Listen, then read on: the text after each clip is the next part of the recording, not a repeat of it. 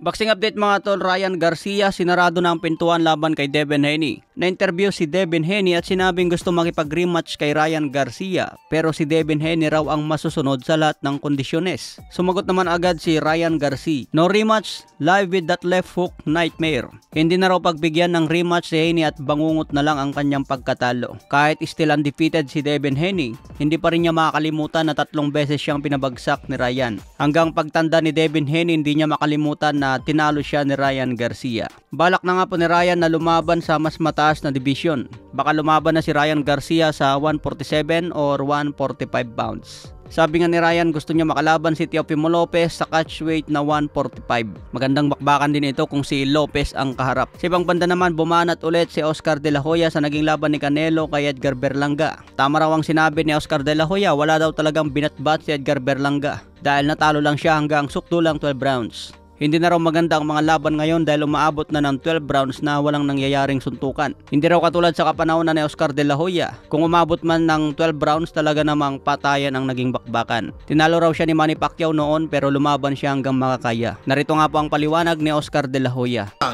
As I predicted, T-Mobile Arena did not sell out. In fact, an entire section of the arena was curtained off.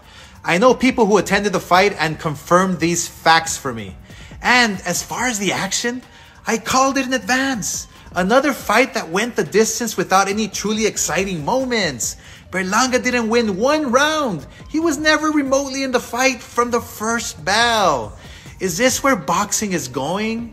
The bar has been set so low that fans are just happy to see fighters last 12 rounds?